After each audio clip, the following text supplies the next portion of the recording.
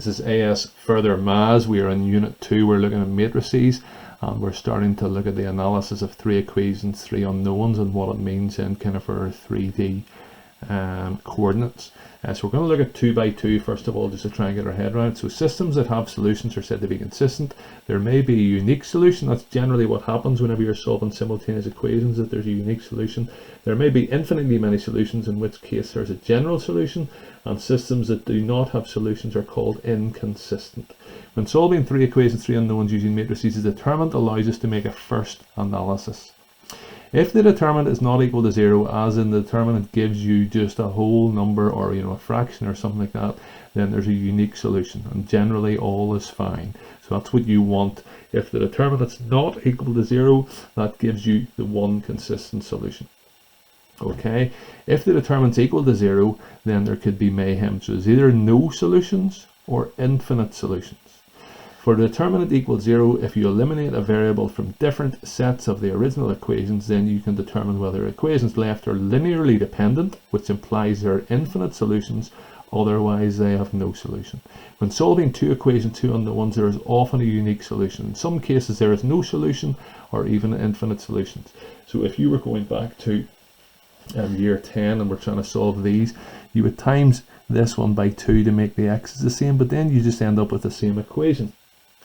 And so you would, if you times this by 2, you're just going to end up with a second equation here. So whenever you subtract it, then it all messes up. So how can you tell that if you are dealing then with matrices?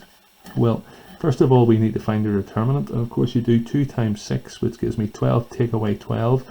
So my determinant is 0, and that's when we know things are up. So there's either no solution or there's infinite solutions. In this particular case, those are both the same line, so there will be infinite solutions. If it is, excuse the crudity of this diagram, there's your 2 axes there, but if you have 2 lines and they cross like that, that's fine, there's your one solution. In this case, if they're both the same line, then there's an infinite amount of places where they're the same as each other. They're just the same line on top of each other, so that one then has infinite solutions. Okay? This particular one, you'll notice it's 2x plus 3y, 2x plus 3y, 4x plus 6y, 4x plus 7y. In this case, there's going to be 2 parallel lines. And then with that case, then there's going to be no solution. If you try and solve it, so say for example, then we times the top one. Times the top one by 2, so let's try that. We get 4x plus 6y equals 10. And then we get 4x plus 6y equals 7. We subtract them, we get 0 equals minus 3. In fact, 0 equals 3. So either way, I think we kind of know that that's going to be the case. So there we have no solutions in that particular case. So in 2 dimensions, those are the possibilities that can happen. This always happens then if the determinant is 0. If you work the determinant there, again it's the same one as just up here. 2 times 6 is 12, take away 12. If the determinant is 0, there's either no solutions, that's this situation here, or there are infinite solutions. So then it would kind of just be the same line going back over itself again. We look at that in a wee bit more depth then in terms of our 3 dimensions. In 3 dimensions, let's see if I can find you my big picture here. That's not bad. Instead of those, we might think that there's actually equations of lines, but they're actually equations of planes. So if you can picture planes in 3D, your unique solution would be if they cross each other at one particular point. So this plane, this plane, and this plane have one point in common. That would be if the determinant's not equal to 0. If the determinant's equal to 0, there's either no solutions or there's infinite solutions.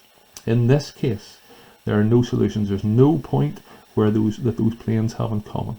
Here, there's no point that all 3 planes have in common the way they've kind of been cut.